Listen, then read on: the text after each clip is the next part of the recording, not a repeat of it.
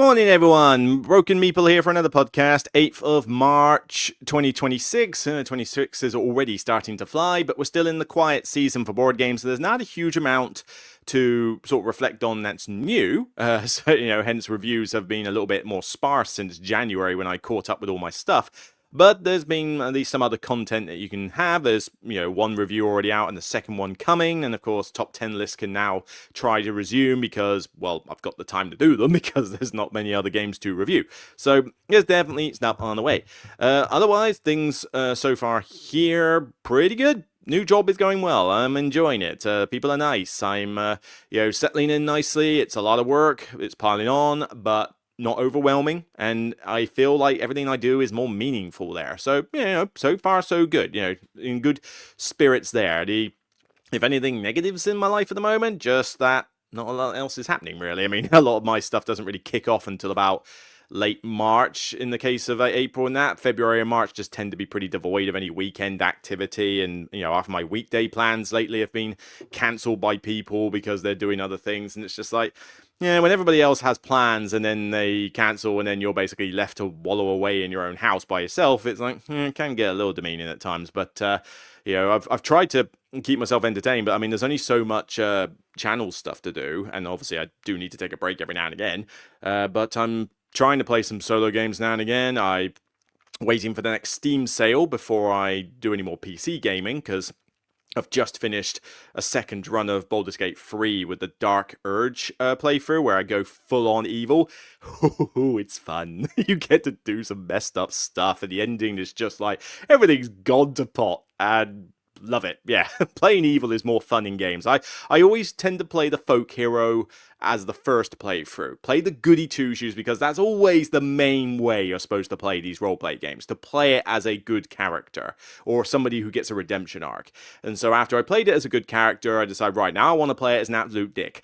And then I played a female tiefling bard character and went full-on evil, manipulative, persuading and decepting everybody to do pretty much what I wanted to do. And, oh god, yeah, you do some messed up stuff on the Dark Urge. But there's other games I want to play. I want to play Dispatch. I want to play Claire 33, but I'm waiting for the next Steam sale before I get them, because they'll be cheaper. I could buy them now, but I'd be behind inflated prices, and then I know in 2 weeks' time the Steam sale will happen, and then they'll be discounted, and I'll be like, why didn't I just wait 2 weeks? How often am I going to get to play the game in 2 weeks? So, at the moment, I'm currently, down here, sorting out all my Arkham Horror LCG stuff, because I'm preparing for the next, wave of, cards that are coming out for, the second edition thing. And I've only just acquired the Drowned City Investigator cards, or at least I've ordered them. Haven't found a copy of the Hemlock Vale ones, or whatever they're called, lately, because they've been out of stock. But I wanted to get the Investigator cards, not the campaign stuff, because the campaigns have been a bit sucky, I think, since Edge of the Earth. Edge of the Earth was a good one, but then I hated Scarlet Keys. Scarlet Keys sucked. Absolute sucked. And I haven't heard the best things about the Vale one, and I don't know about the Drowned City one, but I feel like they're getting too convoluted, these campaigns. There's already some good campaigns I can play through. I've got enough content for the game, but yeah, they are starting to get a little bit too overwrought, too long, too complicated, and that puts me off, especially when you got to commit to 8 games or something. So I'm keen to see what these changes for the new edition of Arkham Horror LCG are going to do. It might actually revamp my interest in the game and propel it higher up my top 50. But first of all, I need to sort out my cards, because they were organized in a way that wasn't the most easiest to build decks from. They were done by class and then done by type, but that was it. Friends of mine have suggested to do that, but also to separate them by resource cost, ascending resource cost, and type as well. And I've got to admit, it's a bit of a time-consuming exercise, but let's face it, it's not like I've got much else to do at the moment.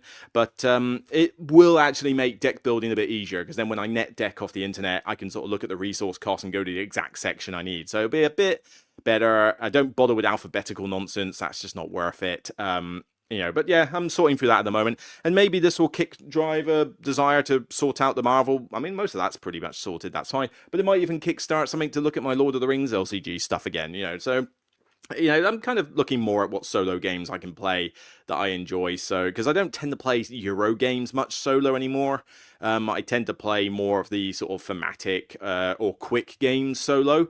But big, heavy, I mean, I like the Kanban EV, solo behind my head. I like the Galaris Euro. Yeah, I like a few of these other Euros on my shelf that I can see solo, but it's just the time. You got to relearn the rules, you got to learn the extra rules on top, and then you got to play it. It just takes a lot of time, and I'm just not as keen. Especially when that's time I could be spent at the gym. I'm trying to go to the gym as much as possible because it's a never-ending fight to try and not appear as a chubby bastard, basically. So, yeah, all well and good. But that's basically the case with... trying to sort things out there. That's basically the case with life. Oh, I haven't actually presented the screen, so that's not going to help. But come on, present screen, window...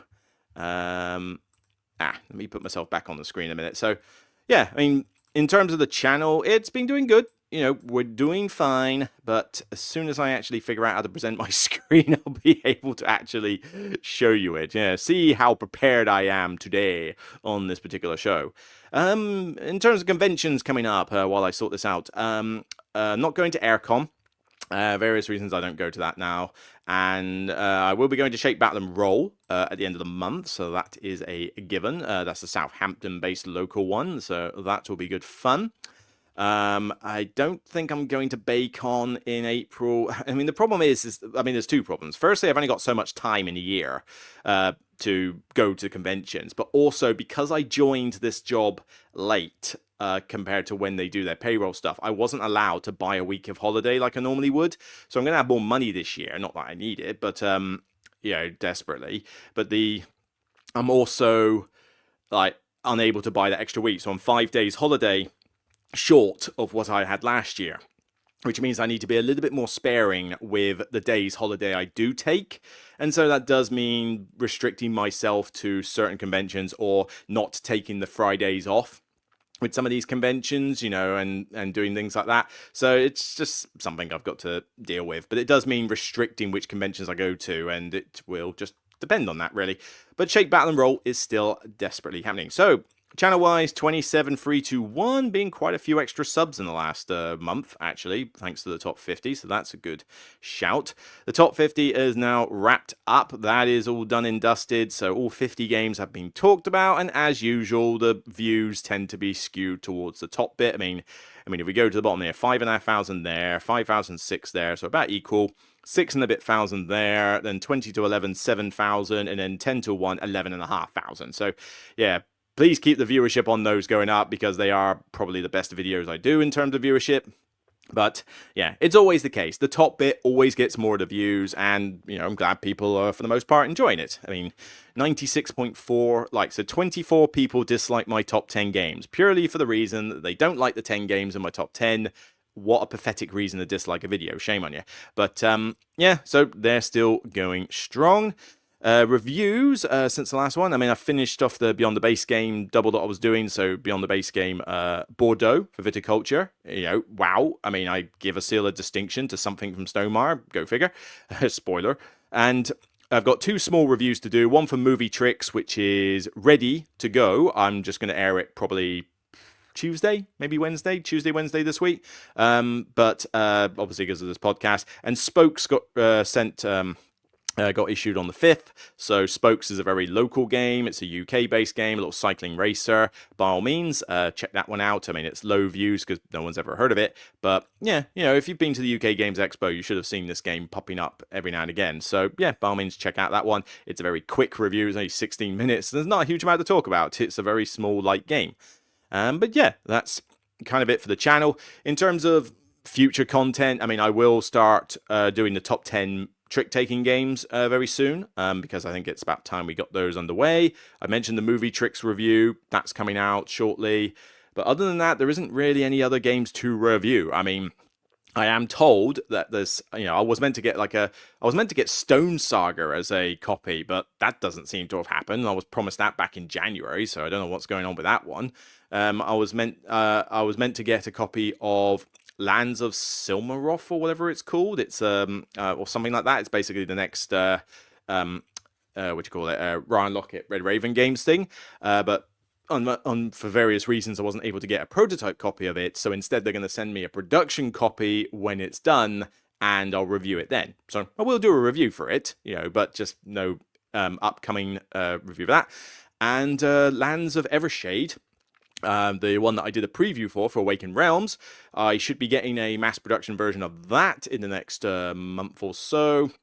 There'll be an embargo on it to not talk about it for a while, but it will give me some time to play through it as a final copy of the game and give a full review on that basis. I've already given a preview of the game, but now I get to see it in its full production and give it a full review at that time. So that'll be interesting. But that's stuff in the next couple of months. I mean, March does not have a lot of new game releases planned. I'm not aware of any new games that are coming out to be played and stuff. So I think March will just be a case of what content I can do, really. I mean, is there something that... I mean, what do you guys want? I mean, obviously I'm going to do some top 10 lists, but is there a game that I haven't reviewed that's recent that you need me to talk about? I mean, obviously, if I've got the game on my shelf, I can look at it, and obviously it's got to be worth the views. I'm not going to review a game that no one's heard of for 10 views. That's not going to happen, but is there something I've missed out, or perhaps something you need thoughts on? If necessary, I could always talk about it in the next podcast episode if necessary. But I'm up for ideas. But top 10 lists are definitely a thing. So trick-taking games is definitely the first, and then I'll think about what topics to do for the next lot. I think it's about time the Patreons were given a heads up as to coming up with some list ideas. Nice bit of coffee there. That'll do. Right. Stuff to come in the future. In terms of the industry, well, I mean, the industry's had a bit of a shake-up recently, hasn't it? I mean, it's controversy and politics all over the place, and I mean, people ask me, what's my viewpoint on these things, and at the end of the day, I try 99.9% to keep that kind of stuff out of the channel, because it's especially politics. I'm not interested in politics, and, believe what you want to believe, do what you want to do. I'm here to talk about board games. That's why people are here, not to listen to that kind of stuff. So I try to keep that stuff out of the channel anyway, and, in terms of, like, other industry creators and sort of controversies there, I mean, I mention them every now and again. I mean, we had the dealings with Quackalope ages ago and how crazy that went. And, recently we've had the Watch It Played controversy as well. And, people sort of ask, oh, what's your opinion on that? And it's like, honestly, you don't want to know my opinions really on that kind of stuff.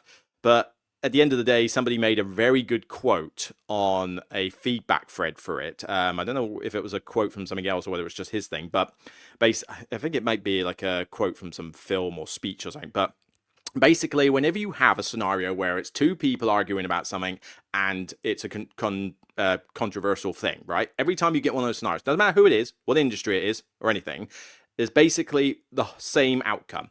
You have person A's viewpoint of what happened, you have person B's viewpoint of what happened, and the truth. That's pretty much how it works.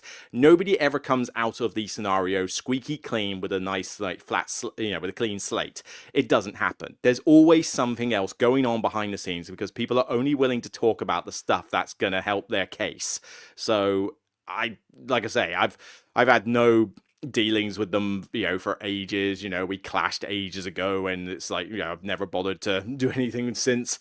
And, at the end of the day, there's clearly some wrongdoings going on. I don't use any of that stuff to, inflate views and stuff like that because it's all rubbish. It doesn't work. It's easily noticeable. And what's the point? It's just money down the drain and reputation damage. But, at the end of the day, I don't believe that everything's all squeaky clean from everybody else's viewpoint. So I'm just going to leave it be and just say, look, something went wrong here. People are going to take sides. People are going to, you're going to get sycophants on one side, sycophants on the other. It's just going to be one of those things that will blow over eventually. And people will just stick to whatever they like. Nobody's going to get converted from what they already believed previously. It's just going to cement their reasoning. So at the end of the day, whatever, whatever. It's just another one of those things that's kind of just saying that the industry has definitely taken a bit of a dive in the last, I'd say, 5 years, maybe even the last decade, but maybe 5 to 6 years. Since lockdown, it's never been quite the same, has it? Anyway, let's talk about a couple of games first. So Nothing too strenuous here, nothing too long. I'm going to mention a new trick taker.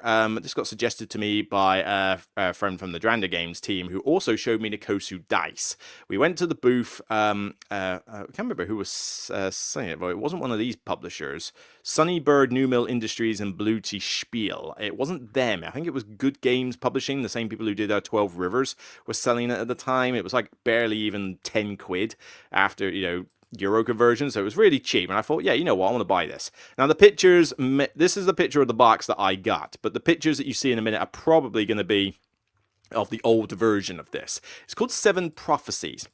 It's a trick taker, and I love trick taking games, so naturally I was keen to see what this one is like.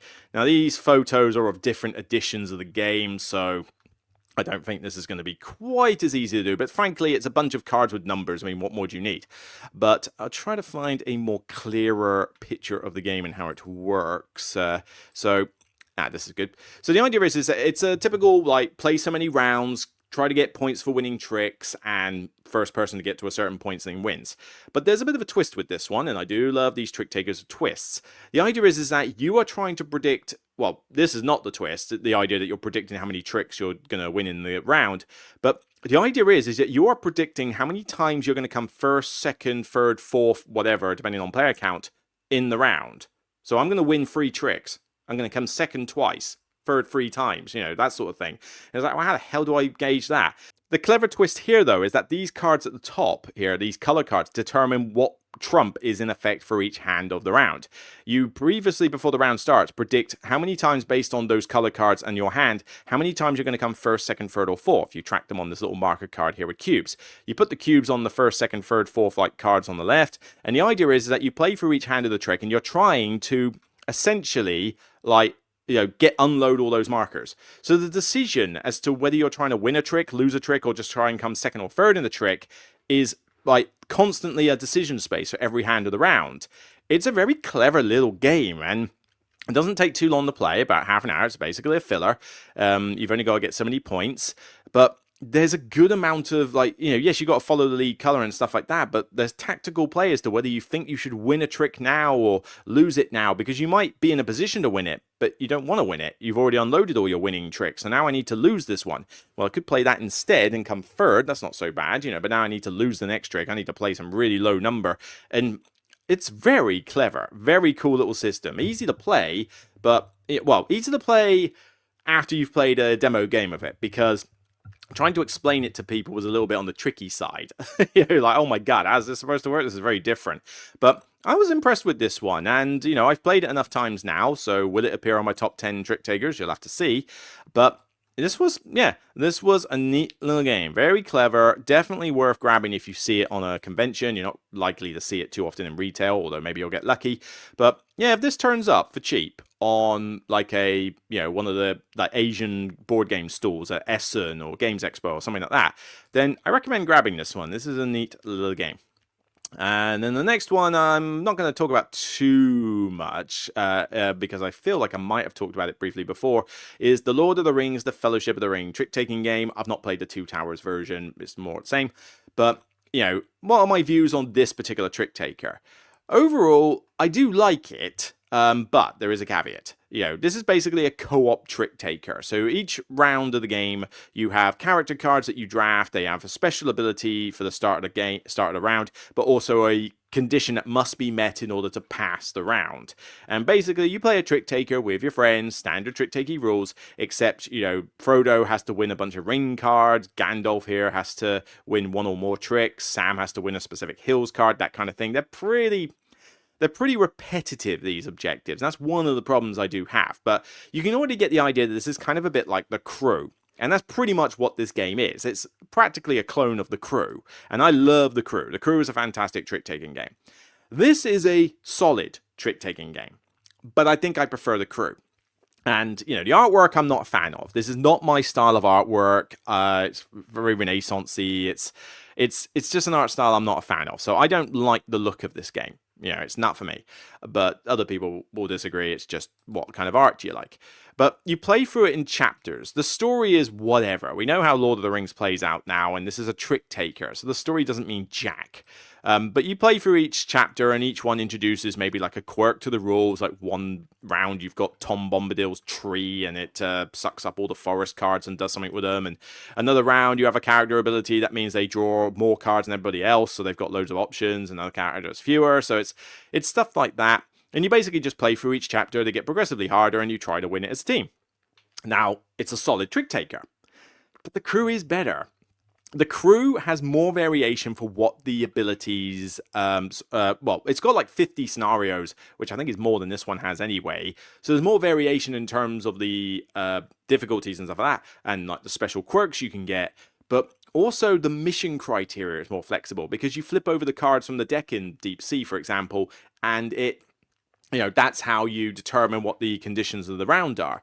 This one, they're fixed. It's fixed by whatever characters and scenario you're doing. The only thing that will slightly differ is which characters do you take. Do I take, we have to take Frodo and we have to take Bombadil, but we can decide whether we want to take Merry and Pippin or Merry and Sam, that kind of thing. And that's the main bit of variation. It's decent, as I say, I enjoy playing it, but they just don't seem like very varied like abilities and stuff. I mean, I've played for about, I think, 9 to 10 chapters of the game, I want to say. Somewhere between 7 and 10 I've played through of this game, right? So I've seen a decent amount of the chapters in the game, and you don't get much variation with the characters. I mean, you always have to have Frodo, and his like victory condition is exactly the same every single game. And then you mostly have Merry and Pippin a lot. And then it occasionally throws in Gandalf or throws in Bilbo, throws in Bombadil, that kind of thing. Or, a couple of the elves.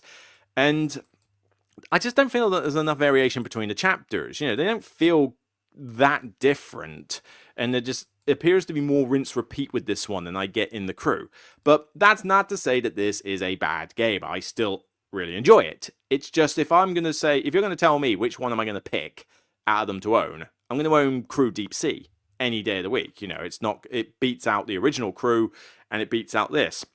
But this is nice if you prefer Lord of the Rings as a theme and you want something a little bit more simple. I mean, this one is definitely simpler to win and simpler to play than the Crew, but the Crew's not exactly that difficult. I have played it solo. I tried to play the Fellowship solo. It plays out more like a puzzle game than a trick taker. For Northwood did a far better job of doing a solo trick taker. This one just felt like a fairly boring puzzle to play, so I wasn't as big into the solo game of this. But, it's a fine trick taker game, and I will happily play it. I will happily say, let's play a bit of that. We haven't got the Crew, let's play that one. So I'm not exactly going to dismiss it, but it's a bit like playing Seven Wonders Duel and Seven Wonders Duel Lord of the Rings version, okay? Lord of the Rings Seven Wonders Duel version is perfectly fine. I am totally fine with that game. It's entertaining, it's good fun. But I prefer the original for various reasons, and that's why I would never own the other one. I'd just be happy enough to play it.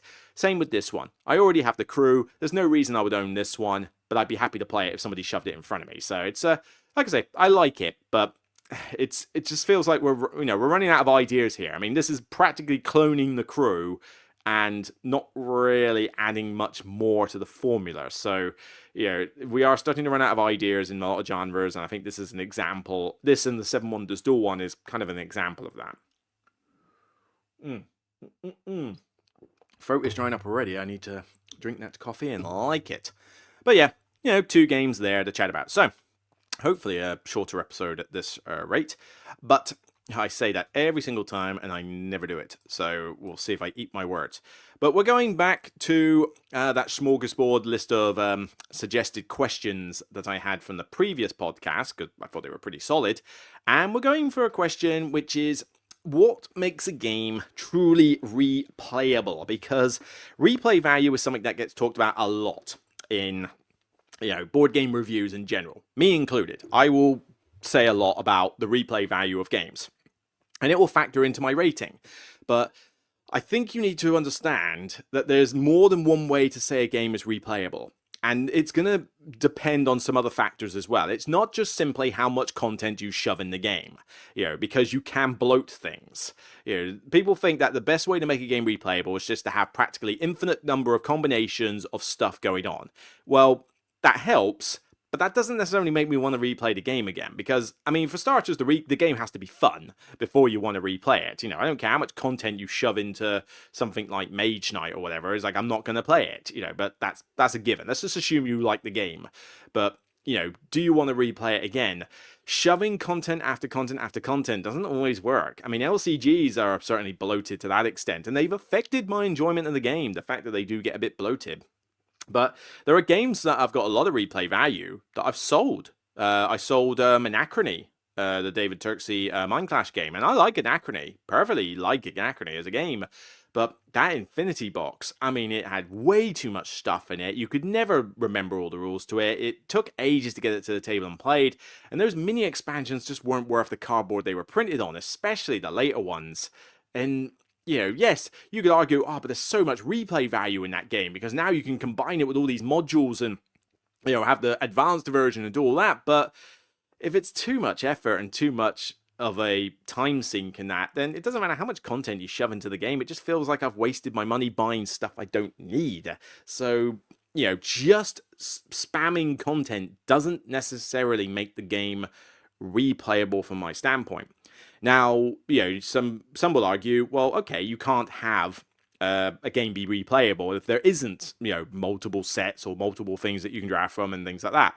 But I'm not so sure. Let's take, for example, let's go to Board Game Geek and throw up this one. Let's throw up like some social games, like The Gang, for example, one that I talked about pretty highly on my top 50 spoilers. But I love The Gang. You know, I love The Gang, I like Texas Hold'em poker, so something like The Gang really sings to me. But there's not really variety in this game from a, like, gameplay perspective, is it? There's 10 different powers that can help you and 10 different powers that hinder you. That's it. Apart from that, there's no other special rules in the game. I hear the new version is going to bring in some extra expansions, we'll see. But, you know, the main game doesn't have, you know, particularly any variety in it, or at least not what I would call variety. But this game gets played constantly at conventions. It gets played on multiple tables at game stores.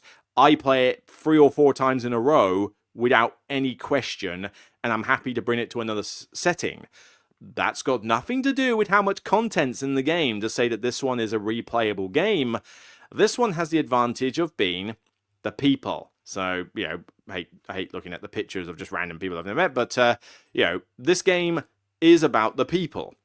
You know, the game mechanics work, but when you play something like this, anything that has a social element, these games are more replayable because you play them with different people. And even if you play them with the same people, you are still going to get different ways of thinking. You're still going to have people change their minds about aspects. Even personality changes can have an effect.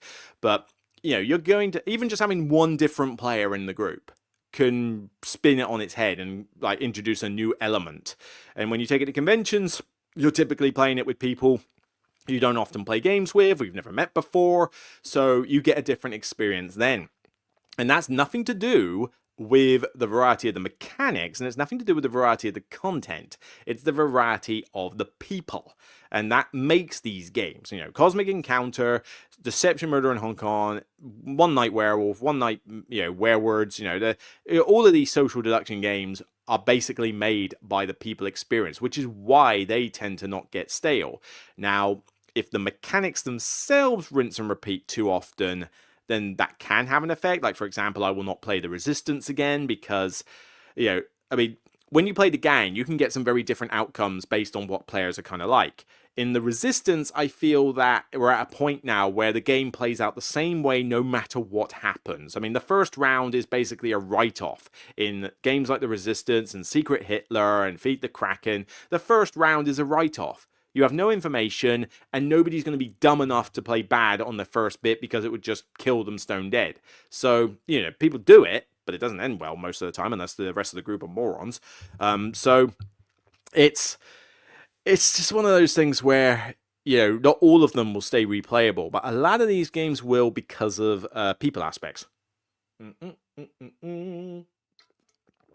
yeah, my throat is sore this morning. I wonder what's getting into that one. Maybe it's just quite dry in this room. I don't know. It's pretty warm in this house. But yeah, so, I mean, that's one aspect of replayable content. So What about games that aren't social then? Can a game not have a social element and not have a ton of variety in the setup and still be replayable? I mean, I don't see why not. You know, there are games, well, sticking to this, actually, we'll come off the social bit, but another example I suppose I could have said is Hegemony. Hegemony, you play that one as a big, massive Euro game, but every time I play this game, it feels different because you play it with a different set of people combination, and that's already different. But then you play with a different class with those people, and it's different. And then the way the policies get voted on and the way the cards come out and stuff will change exactly how this game plays out. So Hegemony has near infinite replayability for that reason, and that's a big, grandiose Euro game. But, that's not to say that some games aren't replayable because they have, a decent amount of content. So, I mean, we take something like Spirit Islands, Sentinels in the Multiverse. Spirit of the Islands a good one. This one is a puzzle. The puzzle's kind of a similar deal each time. You're trying to kill the invaders and get them off your land. But you have a ton of spirits to play with now. Loads of different options on that front. You've got all the different adversary cards.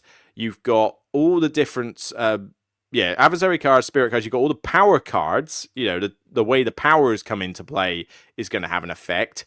The combination of spirits you use is going to have an effect. Combining this spirit with this spirit will be fundamentally different if you combine this spirit with that spirit. So this is an example of a game really being replayable because of the content having an effect on the puzzle. The content in some of the things like Anacreonat doesn't necessarily impact the puzzle to a great extent, whereas this sort of game, where it is basically one giant puzzle, is definitely influenced by the fact that there's a lot of cards, a lot of spirits, a lot of options. So, you can set this up in a different way and it will be a different feeling game enough to make it replayable. I can play a game of this solo, finish it, and then decide, what, I fancy another game of this. Let's just change the spirit, and now I'll have a completely different outcome. So it's, this is definitely an example of where replay value comes into its own, based on just how much content there is. Now, I mean, one thing to sort of stress is that replay value doesn't necessarily mean, the game has no replay value, therefore it sucks. Because, people got on my case a lot with Ember Heart, where I gave that one a, benchmark rating, because I just think for a Lords of Waterdeep level weight game, it does everything it needs to. But Ember Heart doesn't have pretty much any variety in it. I mean, you use up all the cards in all the stacks except for the heroes. That's it. The heroes are the only thing that add any variety to the game. The rest of it, you will see everything that plays out. But, one thing that makes games like this have a good amount of replay value is their simplicity. This one is simple and buttery smooth in how it operates. You got one or two minor clunky bits, like with the mountain and stuff, but it's very easy to get past that point. The rest of it just flows nicely, and, games that do this where, they flow nicely and are just smooth as butter, Cascadia and, other lightweight games, are going to be replayable because they are simple to get out to the table. And so I suppose the next point to consider is just the sheer size and weight of the game. Hegemony is infinitely replayable from its content and its experience. How often do you get to play Hegemony? It's not like something you get to bring out every week. But a symbol game like Cascadia, Ember Heart, I mean, the amount of plays Ember Heart's had even since I reviewed it, because people have asked me to bring it to a club and I can just get it played in an hour and a half and I'm done. So all well's good there. But then, other little simple games that are just quick to play, card games, trick takers, fillers, that sort of thing. Splendor. How much replay value does Splendor have? It's the same sort of cards every single time. But you can get a game done in 30 minutes. You can teach it in 60 seconds. I mean, it's a very quick, simple game. It's therefore going to have a decent amount of replay value. Even something like Catan. Catan, yes, it's mostly the same thing, although you've got all the different modules you could throw in. But let's just take normal Catan. The different people you play with, bring that social aspect back. People have different attitudes to trading and stuff like that. So that's going to make it feel different when you play it the next time. I would say, Ember Heart doesn't have a lot of extra variety in the content, but because you can bring it out often and because it's so smooth, it's comfort food, and comfort food can be nice to just play through over and over again. You know, you want to play it multiple times. You don't tend to get bored with it. You know, light themes you're into, color, you know, those sort of things add, you know, the atmosphere, the immersion factor, you know, those sort of things will certainly help for the replay value of a game, you know, what makes it replayable. But, you know, if you take a really dry, I mean, this is the thing with like really dry puzzle games or something like that. Look, I mean, I hate Concordia, okay? I don't care that Awakened Realms is doing a new version of Concordia. I hate Concordia, right? So let's get past that bit. But even then, what's really, you play this for a good hour and a half to 2 hours or so, and you're basically just getting victory points, putting huts on the map, getting cards, hopefully, because otherwise if you don't, your whole strategy falls apart. And that's about it. Collect some resources, build some little huts. There's not enough immersion in this game to make this replayable.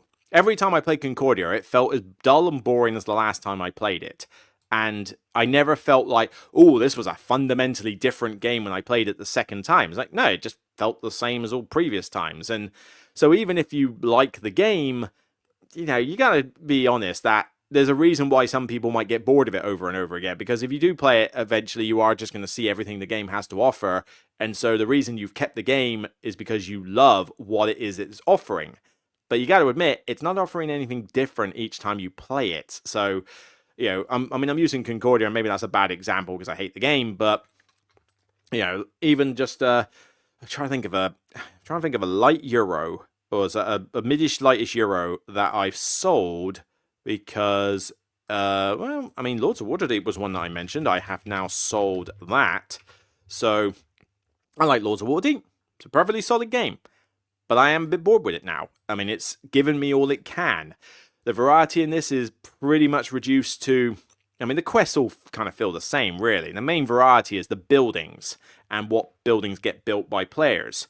But even then, you know, the game does tend to play out fairly similarly each time.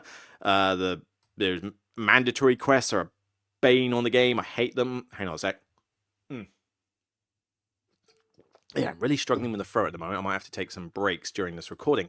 But the idea is that, I don't know, this one grew stale over time. Like, I didn't feel like I was getting anything different from the plays, despite, you know, with some of the flaws it had. And when it is basically a cube pushing game of put a worker here, get some victory points. You know, it's difficult to make a game feel that replayable when your objective is get to victory points. It's the most boring victory condition you can have, just get points. Especially when the theme isn't really there. I mean, who plays Lords of Waterdeep and feels like they're really playing a D&D game? It just doesn't really happen. So you're just playing a generic Euro for victory points. And even if you love the Euro game in question, it's still basically play it, get victory points. And so the puzzle doesn't necessarily feel any different. So moving away from Euros, let's talk about another aspect of replay value, which is story narratives. So I like Frostpunk, for example. Now, Frostpunk is not a campaign game. You don't play it like a campaign, you play through scenarios, but it's the story narrative that is played is what is the deciding factor for this one. So, when you play Frostpunk, the game arc develops in a different way each time because you're going to get the different laws, you're going to get the different events that play out. And again, it is linked a little bit to earlier when we talk about having a lot of variety in the cards. You know, there's a lot of variety here in terms of events that can happen, etc. But every time I played Frostpunk, even the first scenario, they've played out very differently. You might have an idea of, right, I should aim to get these first, or I should aim to do these later or something. But, changing a law here and there, deciding going for option A, option B on this thing, defining the board game story arc fundamentally does have an impact on this game, more so than in other games played. And, that is an element of good replay value. I mentioned Baldur's Gate earlier, so when I played Baldur's Gate, I played for it twice, and I'm playing for it technically a third time because me and some mates are playing it multiplayer. Now, the multiplayer is introducing me to some elements I didn't see before, but for the most part, it's rinse repeat. But I'm enjoying it because I'm playing it with friends. I'm trying a different character, and the character choices you make in terms of, oh, I want to play a cleric this time, I want to play a mage, I want to play a fighter. Those are going to have an influence over the game because it's a very different style of progression. But then comparing the folk hero playthrough I played with the I'm evil as the Dark Urge will allow me to be playthrough, then they played out fundamentally different in the campaign because of all the branching paths, all the branching narratives. And if you're going to get a different story each time, it's going to have an element of extra replay value. And there are some campaign games where you play through the campaign and that's it. Like if you play the Pandemic Legacy games, if you play most Legacy games, it's a one-shot wonder. So you play through it, you know the story, there's no real sense of branching narratives. I mean, you might change a mechanic here or there, but otherwise it's playing out the same. And the major plot points are still going to happen. So if you played through it a second time, you know it's coming. And yeah, they don't have replay value. Like I played through Pandemic Legacies, all 3 of them. I don't like 0, 2 was fine, like 1. But at the end of the day, I would never play any of those 3 a second time. Never. Even Pandemic Legacy Season 1. There's no point. I know the story. I know how it plays out. It's going to influence how I play. And so those Legacy games don't have replay value. And that's one beef I have with Legacy games. They have no replay value.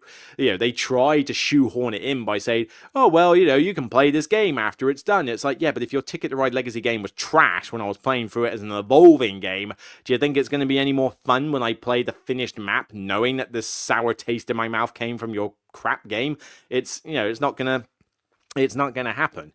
But Frostpunk's an idea of like a scenario with branching narratives. But how about something like Tainted Grail? One of my favorite, campaign games I've ever played, Tainted Grail, and particularly the Kings of Ruin, which was an advance.